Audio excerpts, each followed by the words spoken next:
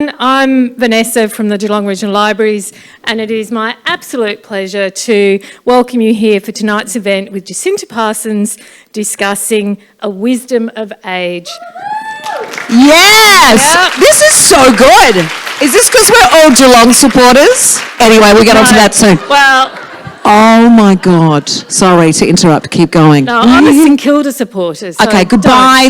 How can you work at this library? I know. I'm not supposed to confess that. Anyway, there's a lot of wisdom in the room tonight. Yeah.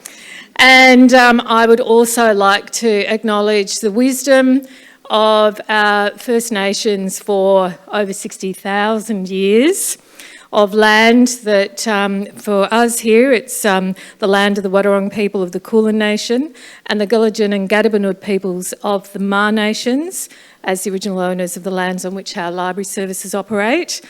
Last week, the week before, we were very honoured to, the Warn Ponds Library was one of the hosts of the points for the Walk for Truth from Portland to Spring Street with the Commissioner. So I'd just like to acknowledge the importance of story for us in the libraries.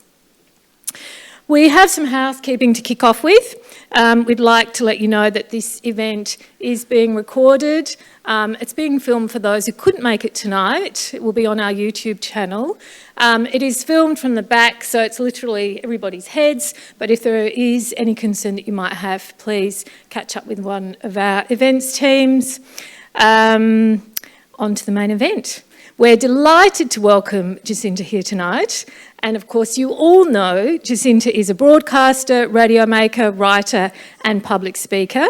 She currently co-hosts the Friday Review with Brian Nankervis on ABC Melbourne and has written 2 books, a memoir, Unseen, published in 2020, and A Question of Age, published in 2022. And of course, Jacinta is joined in conversation with Kate Mildenhall, who is also an author of 3 novels, Skylarking, The Mother Fault and The Hummingbird Effect.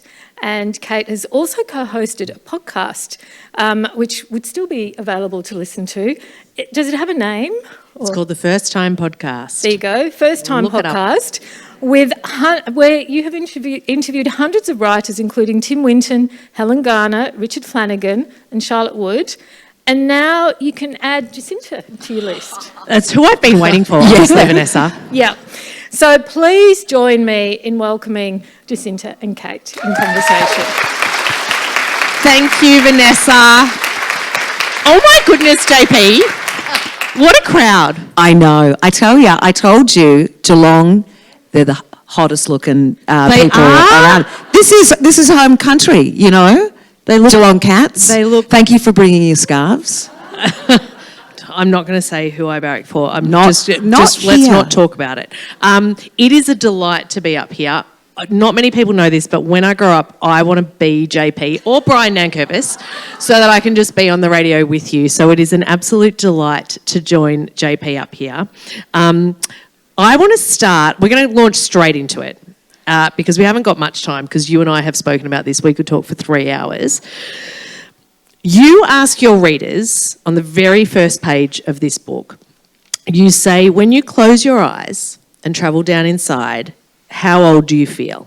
And I'm going to preface this by saying I love this question because I already know the answer to this. I say it to my girls all the time. I have 2 daughters.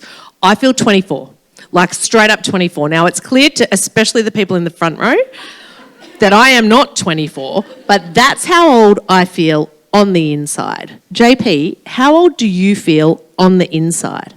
I'm going to go a decade below. There's a 16-year-old in me. Ooh. Naughty 16-year-old girl. But it's one of the questions that came up for A Question of Age, you know, where I would go around and talk right around the country about the concept of ageing and asked women to do that. And research actually supports this as well, that often women will report and people will report that they feel about 20 years younger than what's on their birth certificate. Everyone's going, yes. But the curious thing about that I was sort of thinking about in writing this book is that when we look at ourselves and our physical selves have changed and aged, but we feel this pulse of youth, we think it's youth. But maybe this is actually what it feels like to get older. Maybe it feels like that, but we've attributed so much to being young, and that's this glory stage. When in fact, I think I feel better younger now than I did when I was actually. Who wants to be 16 again? I don't think so. Or 30 or 40. You know, like it just gets better. So I think that was sort of the change in my head around that for this book.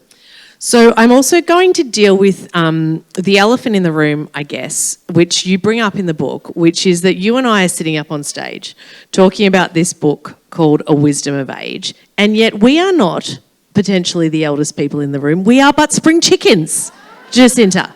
So how is it that you found yourself in the position to write this book? A follow-on, obviously, from the book you did first. What gives you the right, JP, to write a book about the wisdom of age? I love that you asked that, because it's totally going on inside some of your heads. Like, what are these two thinking they're on about? What was really important with the question of age, and I got that question a lot, especially when I'd walk into a room and people wouldn't quite know who I was, be like, who do you think you are coming in talking about aging? But what I feel very strongly about, especially with this book, is that this is not just a siloed experience for those who are 80 and 90. This is our experience for our whole lives. And we are taught about what it is to be aging from children. We hear that grandmothers eat children.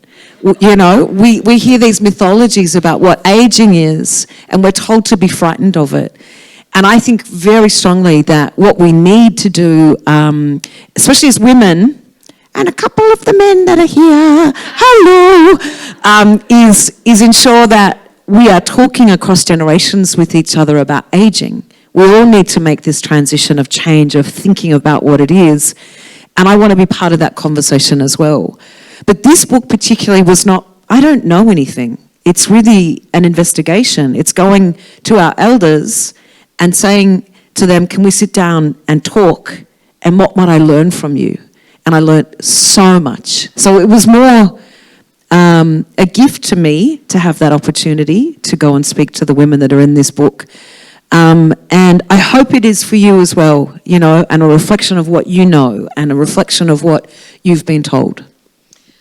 You say of the women that you spoke to for this book, they know stuff and they've run out of time to say it nicely, which is such a great line. I'm sure there's women in this room who have run out of time to say it nicely. What struck you, not only about the stories that these women were telling you, because we're going to get to that, but how they were saying it? Did you learn lessons about how you who are already an excellent communicator, how you wanted to communicate what it is that you have going on and what you want to say? The how is a really crucial part of this book, because rather than kind of giving you a dot point kind of summation of what the smart things are that women say to us and wisdom, you know, here's our dot points of understanding. What was amazing was how I felt in the presence of these women who, particularly in their 90s, and I have many of those in the book, there is just a different feeling of time. And I think that the way, particularly how women communicate with each other, is often between the lines as much as what we say to each other and how we commune. And when I was with all of these women, there was something incredible about being in that slipstream, you know, where time is different. I'll just quickly tell this story about the 94-year-old wonderful Jean who lives in Barwon Heads. She died just before the book came out, but I got to read it to her. And she told me of time, and it's complex. She said a lot of things about this, but just this thing, she said, now I have the time to sit on my chair and watch the seasons go past. Like, far out, you know. What a beautiful reflection on what that affords us in a body that has been living for such a long time. When you went into these interviews, and you say this very clearly in your introduction too, you had recently had a lot of change going on in your life, and you described this feeling of breathless kind of panic, whereas previously you'd been kind of soaring. So how did you feel as you went into these interviews, JP? Let's turn the frame back on you for a second. She's good, isn't she? She's got a new book coming out soon as well. And we can talk about that, you know what I'm saying? I'll be back doing that book. See what she's doing there? Deflecting. Soon. No, what was it? How did I feel? Well, I needed these conversations. I needed to go and speak to elders that might not address me directly about the fact I'd just been divorced and my family had broken up in some ways and I'd left the afternoon show, which was such a beautiful thing for me, but I made all these decisions for change. And by the time I got to these conversations, perimenopause had also kind of slapped me across the face and made me really anxious. I don't know if anyone else has had those symptoms where you just all of a sudden, far out, the world is horrific. So when I went into these conversations, when I was younger, I thought, gosh, I really want to be able to climb a mountain and find a man up the top with a really long beard who will tell me that if I breathe, I will find salvation. You know, I always wanted to have an answer from someone wise. And it's heartbreaking to talk about how much of a salvation this was for me, to sit in beautiful communion with elders and just talk, just with regular elders who aren't regular, but, you know, everyday people who offer you the grace of the space that we share together, you know, and that was, even without any of the things that I learned and have changed my thinking around, that in itself was such a beautiful experience to have with women. Let's talk about some of these women. Now, we are down here on the coast. Are there any morning cold dippers in the room? Any swimmers in here? Yes, I see some. I see you. You spoke to Jennifer, a 70-year-old artist who, among other things, talked about her swimming group, the Seawolves. And she describes these women coming out of the shadows and gathering and making noise together, how they play and splash and howl in the bitter cold. Tell me about Jennifer and what you learned from her about the swimming, but about her as well. Yeah, she was actually one of the young chickens in mid-70s that I spoke to. I was always sceptical about the 70s. I was like, babe, you haven't done it yet. You don't know what you're talking about. But she was beautiful because one of the sort of themes that I spoke to every single woman about was that idea of connecting to that rebellious little girl, or the little girl that had kind of fire and passion before she was objectified, before she was shushed and made to be polite, and all the things that we go through. And so many of the elder women, especially in their 80s and 90s, are like, oh yeah, she's come back. And Jennifer was describing that moment when there is just this beautiful sense of play and of noise making and of community, which is another huge theme for women, is community. Women do stuff always with a consideration of community and with community. You know, it seems like that's such a common kind of trait as well with everybody that I speak to and what I see in my life. And just the beauty of what she described in the water, of what it does, and going back to some of the old traditions of what water is for the matriarchal communities, where water is sort of one of the female roles in a community, and the healing nature of it, and the way it kind of brings you back to yourself. And she was talking about COVID particularly, and they would just, you know, women would find themselves on the beach and they'd pull them into the water, you know, and there was just this beautiful, very unscripted experience that they had together. And I'm sure those of you that do dip might have something similar, because it does feel like a really community experience that's being had. I think there was a line in there where she talked about just grabbing other women by the hand, and that idea of bringing them in to a new sense of community. Such a good book. I can see some people have copies here. A couple of things. You can go and get your copy at the end, and JP will sign it for you. She might write you something nice in it as well. Also, you can get it from the library, because we are here in your beautiful library, which I love so much. I'm crushing on your library. I know from my own mum's activism, and that of her friends, many of them who are other grandmothers, that there is this huge movement, and I imagine there are women in here too, of elder women who are doing an extraordinary amount of the heavy lifting of activism and protest right now. I want you to tell us about Judy and the Knitting Nanas and the Nanifesto, please, if you could. The Nanifesto. So I was really interrogating that idea, because particularly some of the concepts around this wisdom is that we've always gone to the powerful, knowledgeable kind of ideas of wisdom, but we haven't sought it in our domestic sphere. And we kind of treat the domestic sphere as if it's some kind of dud environment, almost like vacuous and not full of the wisdom that comes from those spaces. So I was really interested in the work of women as well. Often the craft idea is also denigrated, not as art, but as something that, women do. And so I found this incredible group called the Knitting Nanas.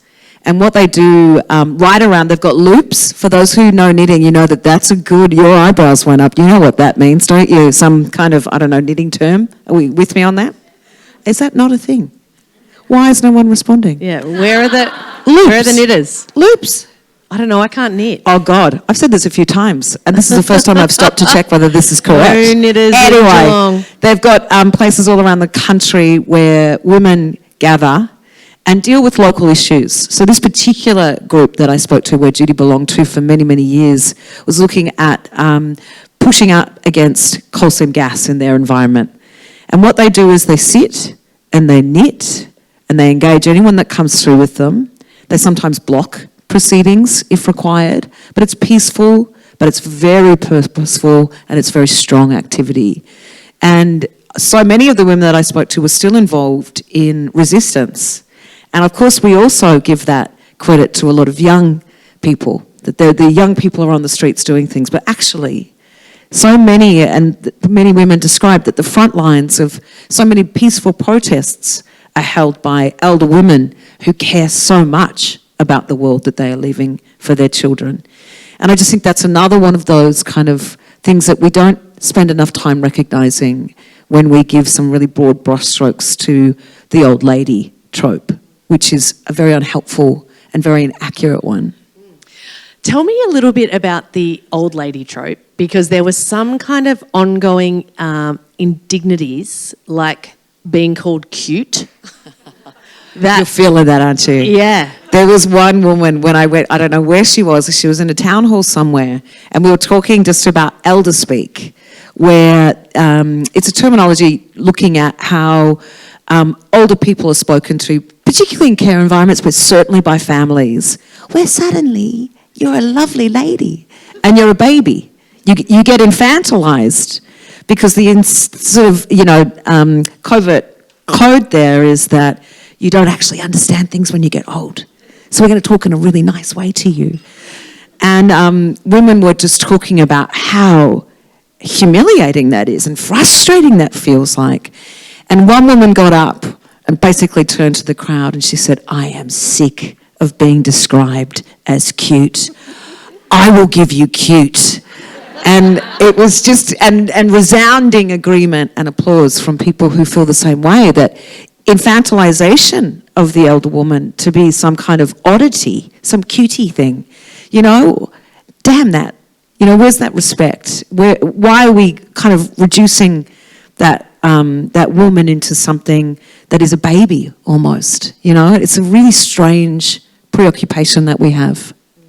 One of the other indignities, and this I know came up in your previous book as well, is the idea of invisibility, although there is protection in that, or a kind of a peace in that for some people as well. Can you talk about that kind of double-edged sword? It's really interesting because in a question of age, invisibility, especially for that midlife and on to some, a decade or so perhaps, women are like, what the hell? I just did all this work and now you can't even see me when I'm standing at the bakery line, or you've just walked off on me mid-sentence, or you're not listening to what I'm saying. And there's a rage around that, and rightly so. But what was really interesting as women kind of progressed down the line, 80s and 90s, it was like, oh, I've worked out how to game this. One of the beautiful women that was supposed to be here tonight, Deborah, in the book, unfortunately she's not well, and I was so disappointed. Oh, does she? Can you tell her that I talk about her every single time I do this? Because this story about her is so beautiful. She's an incredible artist. And she goes and she pastes up her artwork illegally on walls around both in the city and in the regional town that she's in. And they're great images of women with droopy breasts and tutus and, taking up the space that is classically, again, a youth space.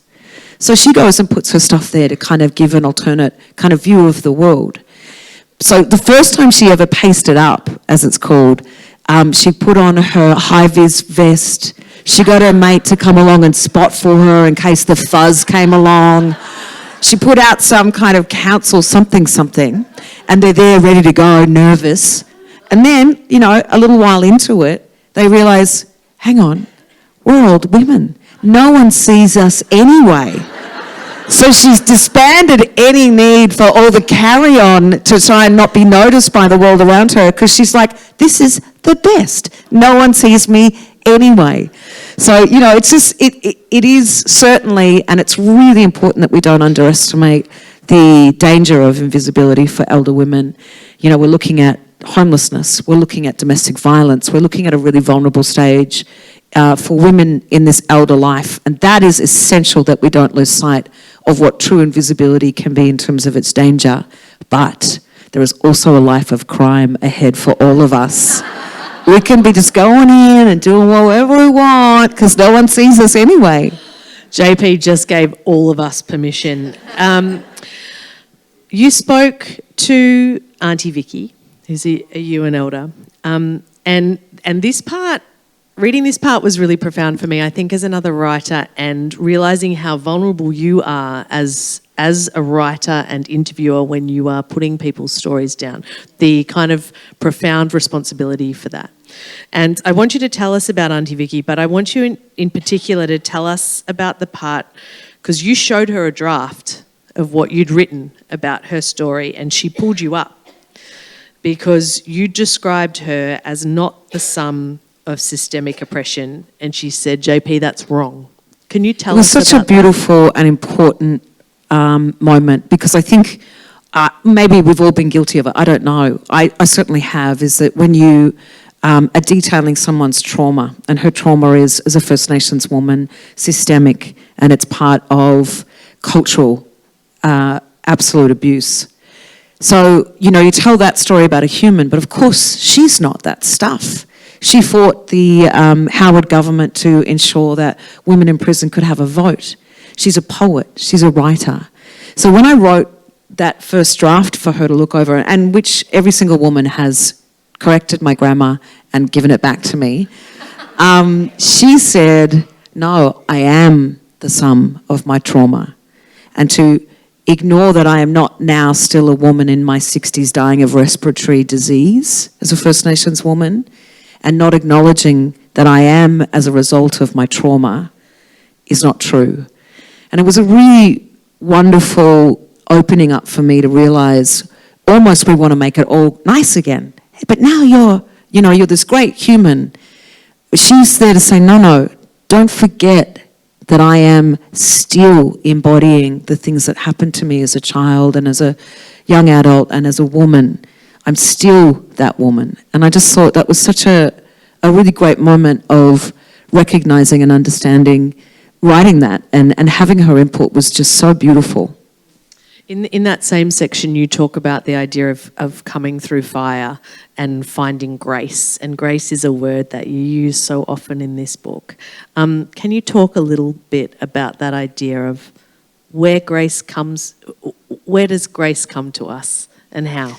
It's something I've really wondered about, because I feel, especially with our First Nations heroes, the Uncle Archies, the Uncle Jacks, the Auntie Loises, the Auntie Vickies, what it feels like is you're in the presence of a grace, a capacity to retell stories of trauma, stories of dispossession, stories of generational trauma, with a grace, with the intention for us to learn and understand and be different.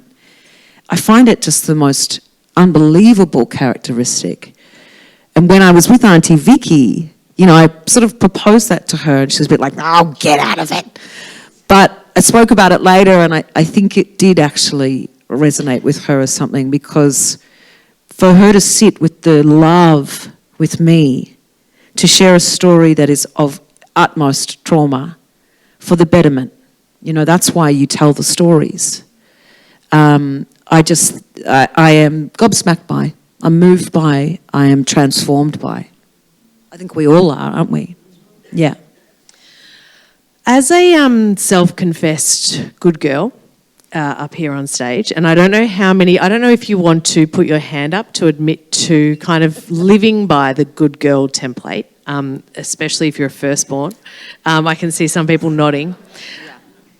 How many of the women that you spoke to had at some point felt restrained by that good girl template? Oh my goodness, particularly the women in the 90s who went through tremendous social restriction.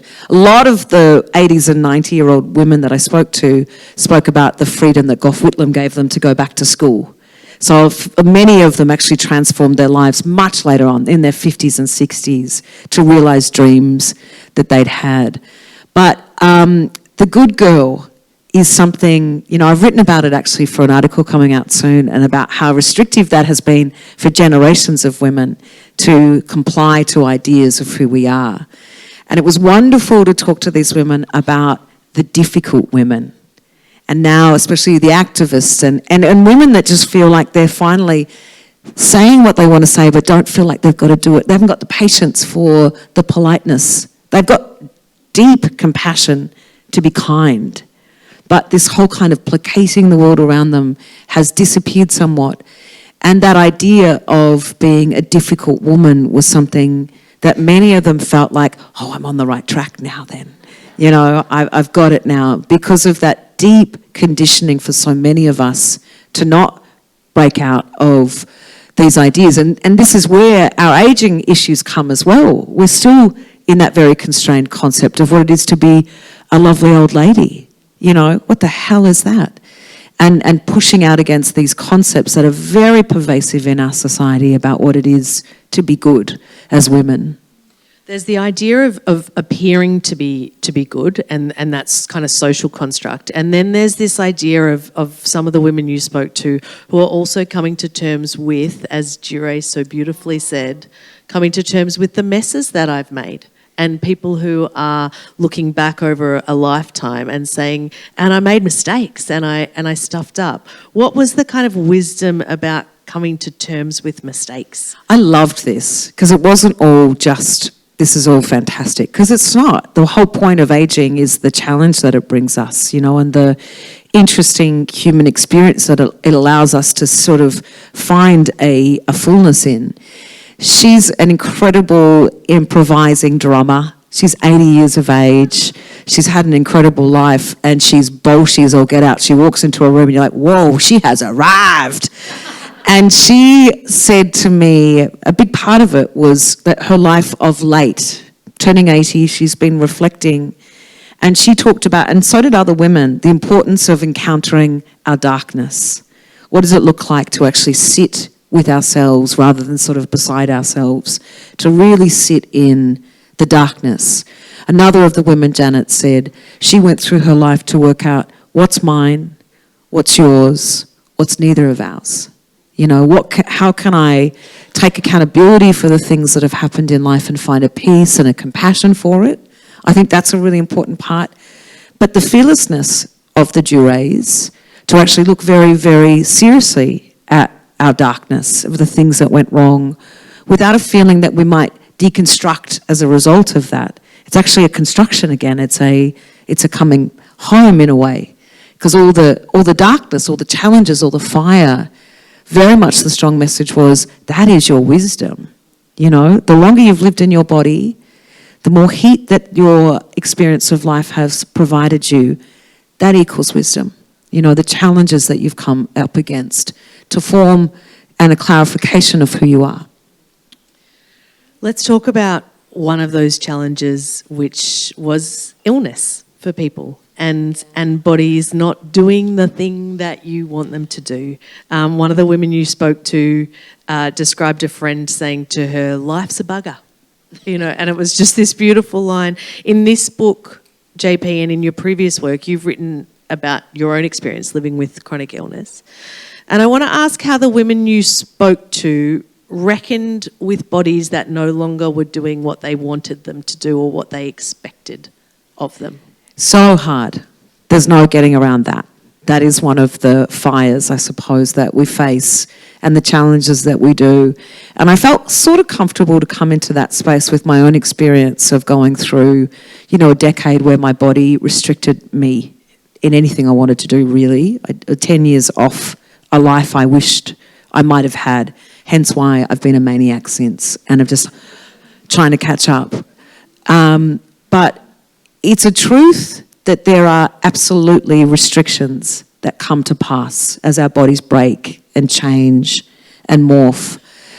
And it's certainly never, and I always feel like this about talking about illness, it's like illness was one of the best things that ever happened to me, but it's not really appropriate to talk about it like that, because for other people in the period and the time that they're in, this isn't like just some like, don't worry, it's going to be really great for you soon. Everyone's got a personal journey with it, and everyone's got a personal experience with what that might bring them. For me, it opened up my life.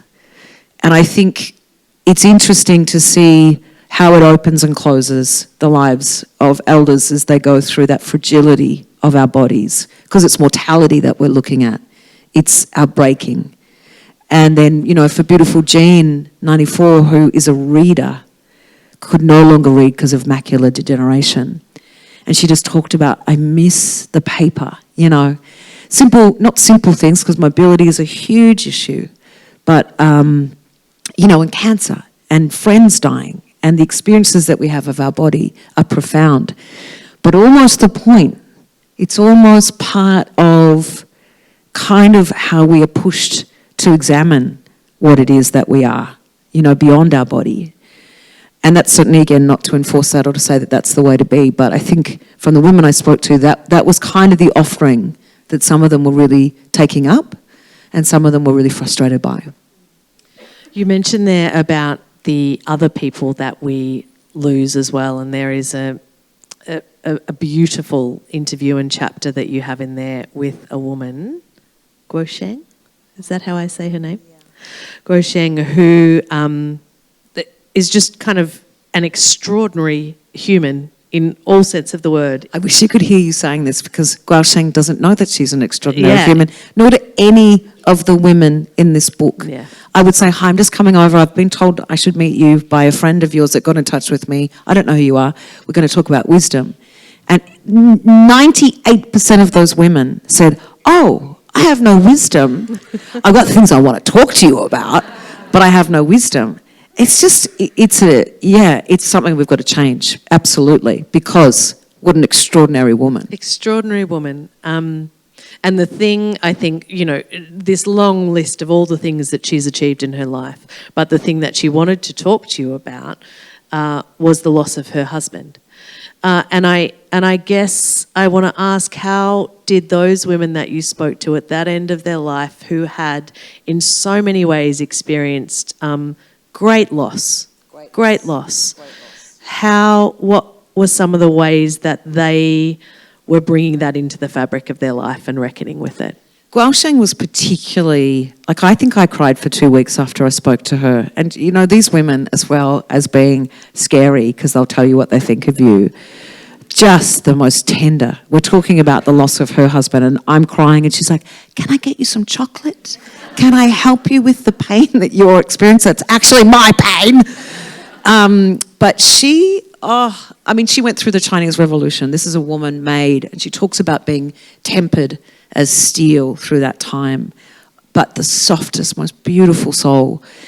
And her husband and her were born on the same day, and they promised each other that they would die on the same day. Stop it, I know. And they loved each other. She talked about this soul connection. They barely had to speak because of this connection that they had with each other. And finally, she's in her mid-70s, still working and doing incredible stuff in the world because she's got that sparkle in her eyes. And they go on a holiday for the first time, in a long, long time. And he has a heart attack on the boat while he's gone off on a thing and she's waiting for him, and he's died. the profound grief that she felt about this. But she sat with me and said, I write him a poem every month. And in the book is one of the poems that she wrote for his year anniversary. And the thing that I could not get over, and I still can't, is that she said to me, so when he died, I realised that I was now one person living for two. I had a house that was one for two. I'm making money for two people. So what I did was I opened up the doors of my house to let the world come in to fill that space. And she has just gone out with her arms open to love, all the people in her life. And that's the way she's framed it. And she talks to him. She says, how was your day? My day was good. Just the stuff that we all obviously experience in grief, but just that resilience to find a beautiful way to then engage with the world again. It makes me want to cry thinking about it because of the deep, deep beauty and wisdom of that. The other wisdom around death comes from Zenith, a death walker. And there's a beautiful anecdote that you tell about a younger man, a father and a butcher. And I love that you just held your arms out like this, JP, because he talks about that, the grace that he had in facing his early death. And Zenith said it's as if he held his arms out like this. What did you learn from Zenith? And did it take away some of your fear? Because you talk very openly about your fears about death in this book. Illness for me really catapulted me into mortality obsession. I read so many books. I would try and find ways to calm my spirit. Once you have a brush with death as a young person, you're like, oh shit, this is actually me, not everyone else around me that this happens to, which is hilarious, isn't it? As humans, we do that. Even the 94-year-old friend recently said to me, I just bought myself a new couch, which is a daring thing for a 94-year-old woman to do. And as I was lying on that couch, I realised, oh, I might die. At 94, I was like, babe, you could have cottoned onto that a little earlier than now. But she speaks of like how we die is a reflection of how we live. And the grace of death, and if we can find our way there, is a loving act for the people around us. And I had that experience with my friend a couple of years ago who died at 48 from cancer, and I watched this man that I'd known since I was 14 years of age take this step into death in the most profoundly impressive way. I was like, you're not that teenager. That was just ridiculous. Look at this incredible beauty with which you have done this for us as well. Like the grace of that was incredible. And I think for me, death is always something I've been thinking about. I finally found ways, I think, to calm my heart with it. And I felt very comfortable to speak to all of the elder women about it. And they were very keen to discuss it. Obviously, always consensual, but very keen. They're thinking about it. They've resolved it in some ways, perhaps. Some were still scared. But many of them have come to peace and were hoping that their families would respect their wishes when the time had come. It was more on that scale than it was about fear of death. So it was, again, a beautiful experience for me to have those really frank conversations about something that has just really dominated my anxiety, up until recently. I have a couple of questions left for JP, and then I'm going to let you have an opportunity to ask questions as well. So please make sure... Like, who's the best Geelong player of all time? Yep. We Favourite can goal? Move into that territory if you'd like. No, don't worry about it. Make sure you're formulating them. We share a mutual admiration for a woman called Liz Hicklin, who is now 94, 95? She's 94. 94. She's a writer. She's now a stand-up comic. I want you to tell me and tell everyone, for those who didn't hear it on the radio. Which you did. Many people have not heard it. And I think, where are you? How are you not listening to every second? I stopped the car and just sat in the car in my driveway so that I could finish listening to this particular section. Tell us about Liz's first stand-up comedy gig. Yes. So this is sort of, when we talk about elders that are just kind of kicking out and doing things really differently. I think it's really important that we don't say, okay, that's how we all kind of revolt against age or the perceptions that we've had of ourselves. It's a very personal way that we find ourselves, you know.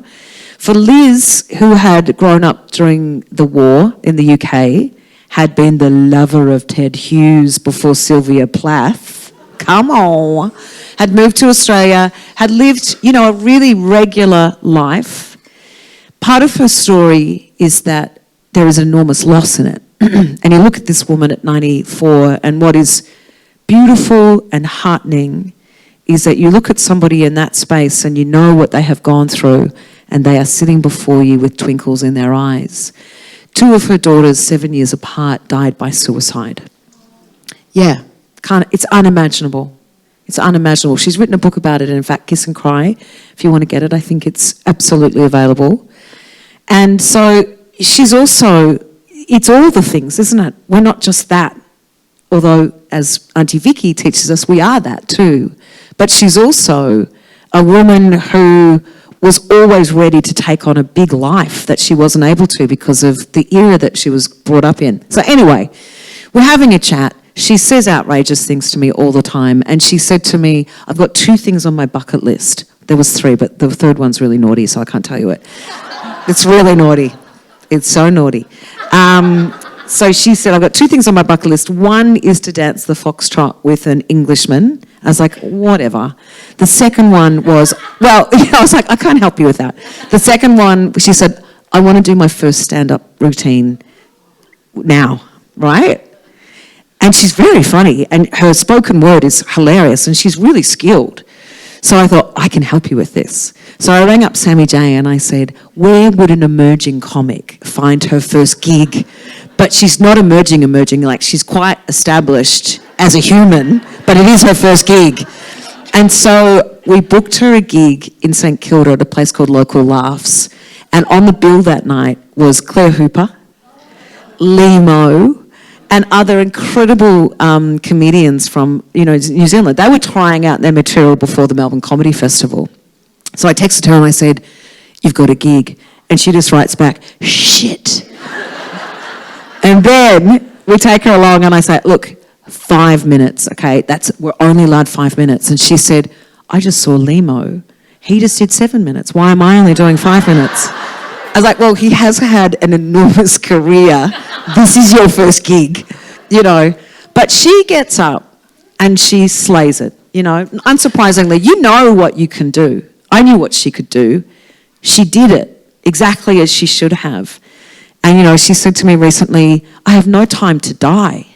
I'm finally at this point where I'm living the fulfillment of who I am. And for me, it's not about doing extraordinary things as such, but it is about fulfilling the self. It is about what is that? That might be something that's not public and incredible, but just a personal thing. And, you know, real lesson to me as well, when have I taken a risk? When was my last time that I really pushed myself into something that I was frightened about because of, you know, all of the things to not realise myself? It was a long story, wasn't it? Oh, no. I love it. I love it. I love it. But that does mean that I am going to go to questions straight away. Sorry. That's absolutely fine. I'll have time in a second. Does anybody have a question for JP? We have roving mics. It's okay if you don't be scared. There's one right up the back there. And is there another one that I can line up for after this one? And there's one in front of that person too. Yep, just behind you first and then there. Fantastic. Thank you for coming to Geelong. As if I wouldn't, come on. How did you source or find the women in your book? So I wrote an article for The Guardian maybe 2 years ago now, just inquiring about wisdom and women. Like what is we've got Plato, we've got Miyagi from Karate Kid, we've got all these male examples of the wise elder. We don't have enough of women. And I was like, is it that we have been kind of given the wrong sense of what wisdom is? So I wrote about that. Then so many people got in touch with me and just said, you need to meet this woman who lives down the street. You need to meet this woman who does, you know. And they were just everyday, regular women. There was a few that, you know, just by chance, like Jure is a improvising drummer who used to work with Stephanie Alexander, but that's not why I met her or why I sought her counsel. Yeah, so it was just beautiful, random. One of them I met on the plane that I still don't know the name of. And she taught me one of the great lessons, you know, that is in the book. Yeah, it was just next level beautiful. If we have time, we're going to get to that lesson, but first we'll go to the person just in front of you. Oh, okay. So can you tell us about the person that you met on the plane? Because what I wanted to ask you is that we all know, we all listen to you, we know that you have a profound gift for conversation and for interviewing, and you know how to get a really great story out of someone. You know how to touch on that thing that makes people vulnerable and wants them to tell you things. But that day that you met this woman on the plane, you weren't feeling that, JP. You were like... I was really in a bad mood. Yeah, tell us about the bad mood. I was in a bad mood and I was sitting on the plane, and I'm actually quite shy. I know that sounds really crazy, but I'm quite introverted when I'm just in the world. Like I hate small talk. I hate talking to the people beside me on a plane. And so I was just like heading into the window because I get the window seat so I can do that. And this woman was coming down the plane and she comes in to sit in, and then she's anxiously looking back at her husband who's gone a couple of seats back. And I'm like, oh, she wants me to bloody move out of my window seat, doesn't she? And I was snaky about it. So I ignored it for a little bit. And then I was like, okay, would you like me to move so that your husband can come and sit here? And she's like, oh, no. I think I'll be okay.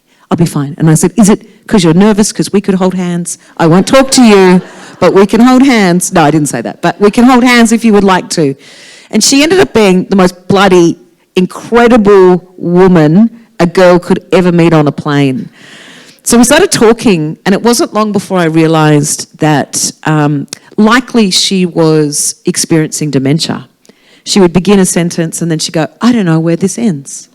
I know I have something. I think there's a card in my wallet that will show me that. And I said, do you want to get some champagne?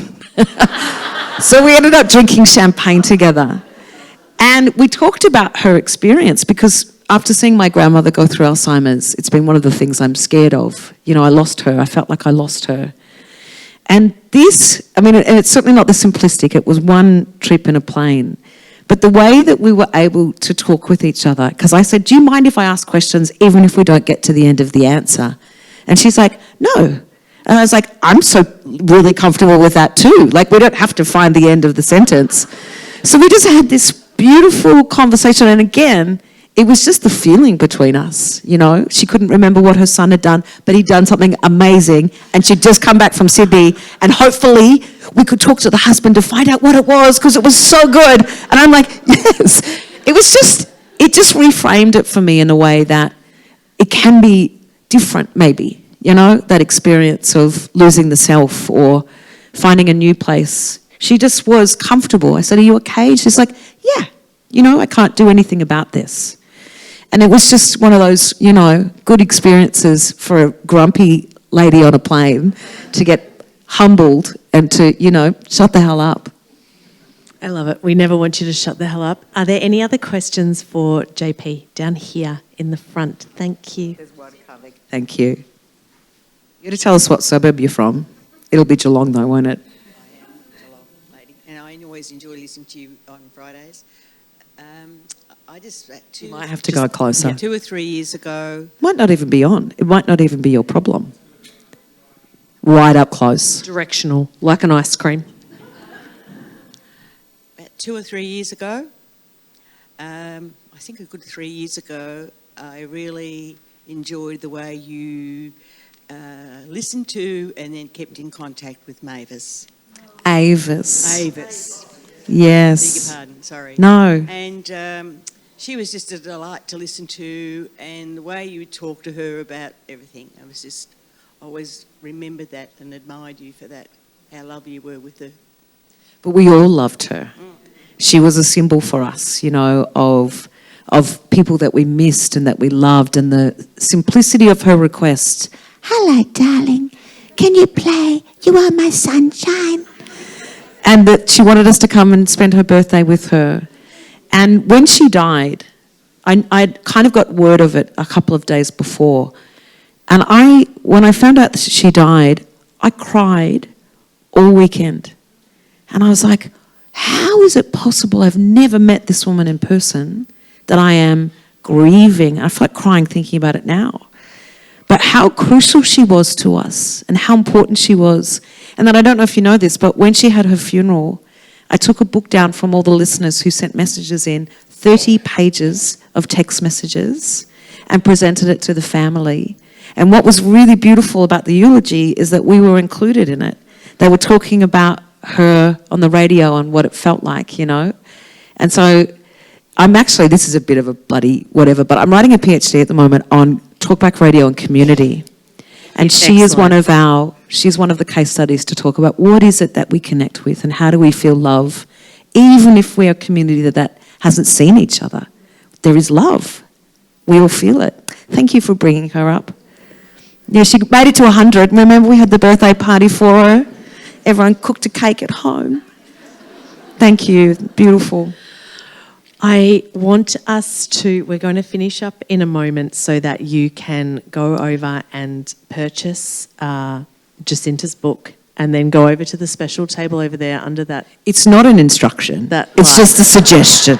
It's an invitation. You don't have to. You don't have to, but you could and go over there. But I want to finish, and I know that this is the question that you give people on the radio, but that you really hate because you've written a whole book to kind of get all the wisdom in. But I'm going to ask you, because you talk about this idea of how you might become a wise person who can gift this wisdom perhaps to young people in your life.